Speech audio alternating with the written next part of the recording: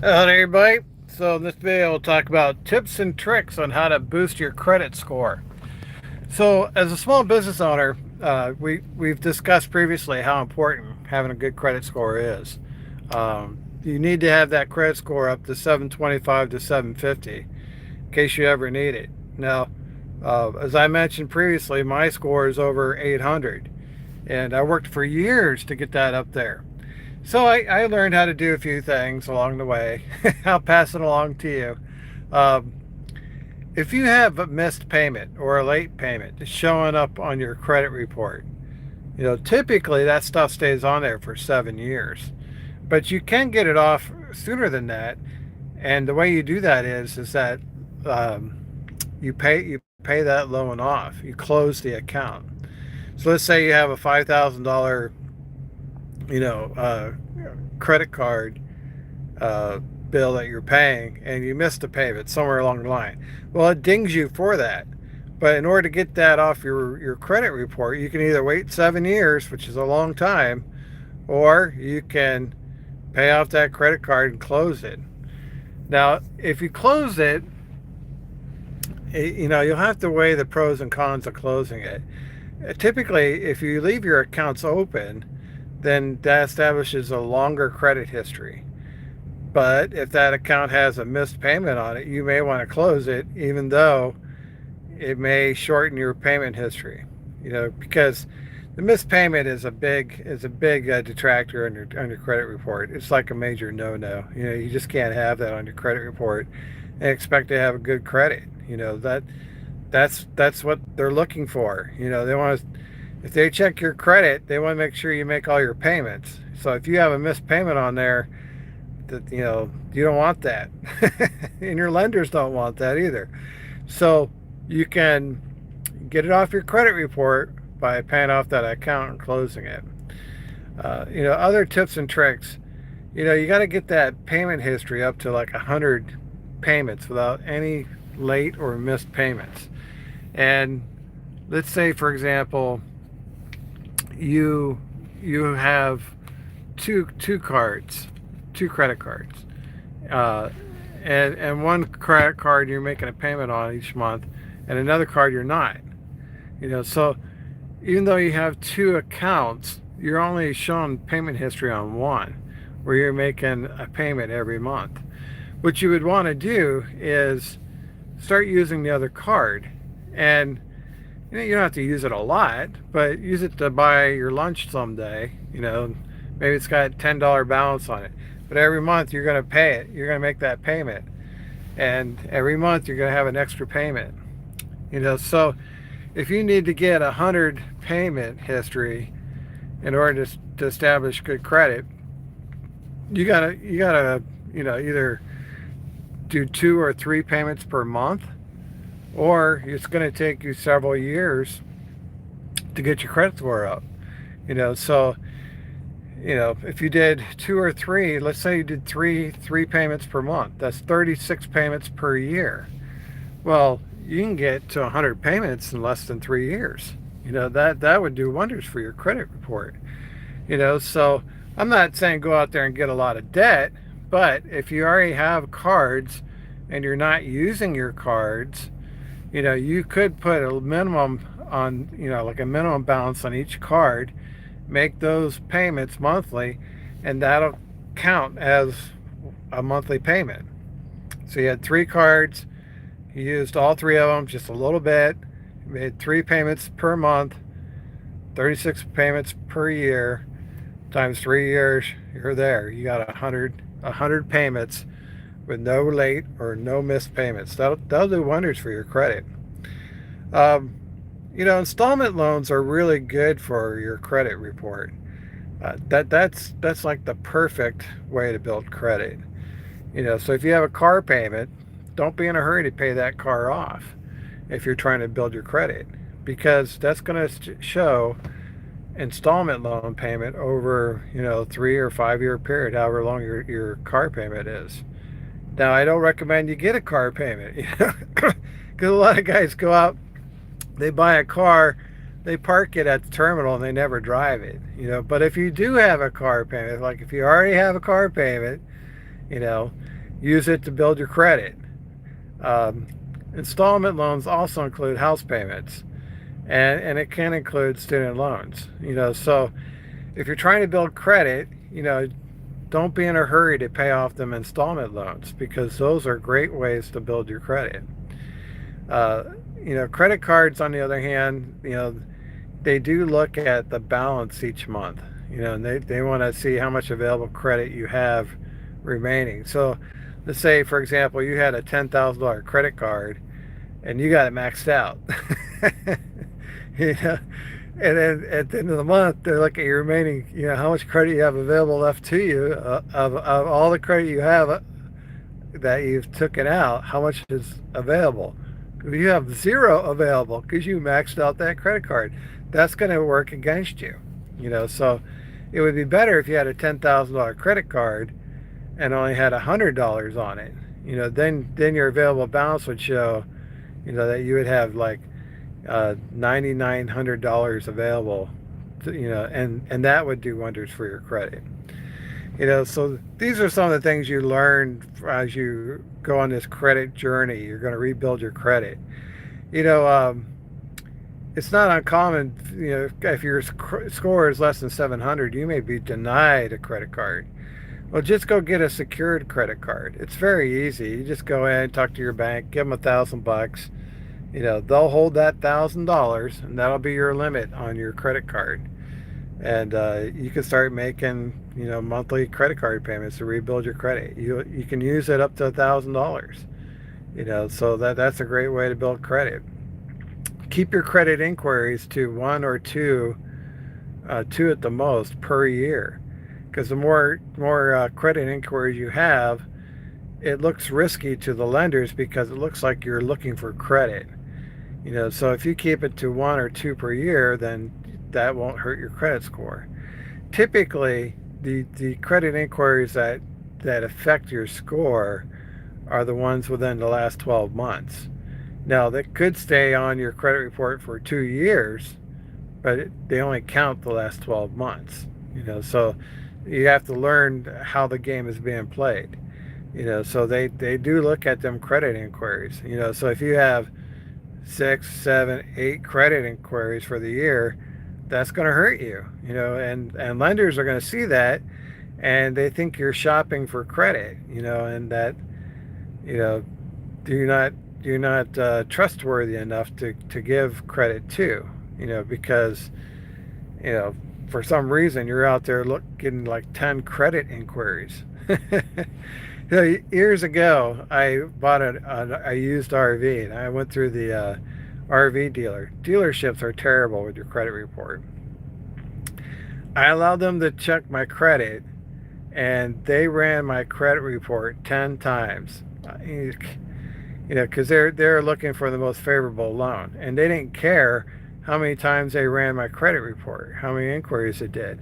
And it really set my credit score back, and I had to wait 2 years for all that crap to get off there. But you have to be very careful. When you have good credit, you have to protect it. So you get that identity theft protection through Experian and LifeLock, maybe something else. I don't know. TransUnion has one or not. I think they do. But you can put a lock. You can put a lock on your credit report. You should have that as a driver already. With Experian, it's really easy, because you just swipe of the finger. You lock your Experian credit report. Now you do have to contact the other two credit bureaus, Equifax and TransUnion, and request and put a lock on your credit report. That way, nobody can access your credit report. So everybody's on social media. Everybody's doing all this crazy stuff. They're creating their own YouTube channels, things like this. Well, it's very risky to have your identity stolen. Because like on YouTube, people can see your videos globally. They can try to steal your identity. So same thing with Facebook, and other social media sites. TikTok, the commies got that, so they probably know who you are, what your name is. They probably know your social security number. So if you don't want the bad actors to have access to your credit report, you better get a lock on them credit reports. So this is very important for a small business owner to take your credit seriously. You got to protect it. You got to lock those credit reports up so nobody can access it unless you allow them to access it. Like if you're gonna apply for a credit card, you would unlock your credit reports that day so they can run your credit inquiry. As soon as they're done, you go back and you lock them. After it's been approved, or hopefully it's been approved. And when they're done checking your credit, you go back and you lock those files. You don't leave yourself open for identity theft. And this happened to me recently. I have one of my credit cards. Uh, I was in Texas enjoying some home time, and somebody in Los Angeles had my credit card, and they went grocery shopping. They tried to buy their groceries with my credit card while I was in Texas and they were in Los Angeles. And my credit card company contacted me, and they had to treat it as a fraud, and then they canceled that card and sent me a new one. I didn't have to pay nothing, but it was pretty wild. I think they do like a $1 transfer initially. And if that goes through, then they go for the big spending. They did like a $1 transaction to test it, kind of like a test, and then they went on a $200 or $300 shopping spree, and that was the fraud. So somehow, somewhere, they got to hold that credit card, and they were off to the races. But I didn't have to pay anything for it because my credit card company called me right away. They thought that was strange that I was doing my grocery shopping in Los Angeles and I was in Texas. So you have to protect your online identity. You have to protect all your information. You got to take your credit seriously. You may take it for granted when the times are good. You're like, all systems go. We got green lights everywhere. Nothing on the horizon, smooth sailing, truck is running great, and this has just been going for month over month over month. And you get this false sense of overconfidence. You're overconfident. And then something happens, truck repairs or something, and you need a loan, and you need to go apply for a loan. Maybe it's a personal loan. And the first thing they're going to do is pull your credit report. So you don't know when you're going to need that loan. You're not going to know how much money you're going to need to borrow, but you want to be ready, because it's going to be a big test for your small business. You're going to find yourself in a situation where you need a loan, and you better have that credit ready. You better have been working on it all along. Don't put it off. I'm not saying you need to go out there and pay off all your debts all at once, but you need to make continuous improvement on that credit score, month over month over month. Don't ignore it. When it comes to paying off debt, the general, advice has always been start with the lowest amounts first. So let's say you had a $5,000 account, a $10,000 account, and a $15,000 account.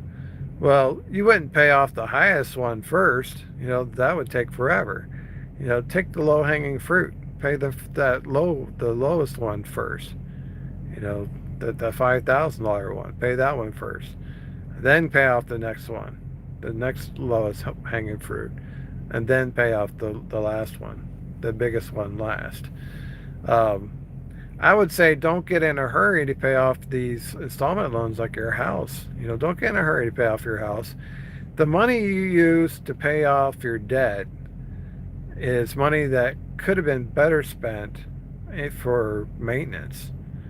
And you may think that you're okay with your maintenance account, but can never have enough money for that maintenance account. So if you go and spend $20,000 or $30,000 to pay off some of your debt, that's $20,000-$30,000 less than you had for maintenance. I will tell you that the more money you have saved for maintenance, the stronger your business will become. You'll become very, very strong. If you get your maintenance, your money available for maintenance, a combination of accounts, maintenance account, savings account, checking account, investment account, whatever it is, you get it up to 50,000. That's pretty strong. That's pretty strong. You can handle just about everything when it comes to your truck. You got 50,000. Ideally, you get it up to 100,000, but 50,000 is a good benchmark for a first-time owner operator. Maybe on your second truck, you go shoot for that 100,000. But if you spend all your money paying off your house and paying off all their debt, you're not going to get the 50,000. So your business will not be as strong as it could be. So keep that in mind while you're preparing your credit. Installment loans are okay. They're helping you establish your payment history. It's the credit card debt that you want to pay off. That's what you want to pay off. And look at how many payments per month you're making. If you got a card that you're not using, use it a little bit and pay it off every month. That's an extra payment you're making every month, and you'll get rewarded for that. So to wrap up, if you have missed payments or late payments on that account, that's going to hurt your credit score. But the best way to get out from underneath that is just pay that account off and close it. That'll erase the missed payment or late payment. Otherwise, you're going to have to wait 7 years for that missed payment or late payment to come off. That's very long, probably too long. Pay off your credit cards. Think twice before you pay off your installment loans. Make multiple payments every month. Build a 100 payment credit history with no missed payments, no late payments for 100 payments. Don't do more than 2 inquiries per year, and just continuously improve that credit score month over month over month. You can do it. It takes a little while. It's actually kind of fun. You start out, your credit score is like 680, then you get it at 700, and before too long it's a 750. You start getting excited. It goes up to 775, and then in time it'll go over 800. But it's going to take a lot of effort on your part. But you need to start it right away. You need to start learning as much as you can about improving that credit as soon as you can. You're not going to fix it overnight, but the sooner you get started, the sooner you're going to start improving that score, the better prepared you're going to be when and if you ever need a loan.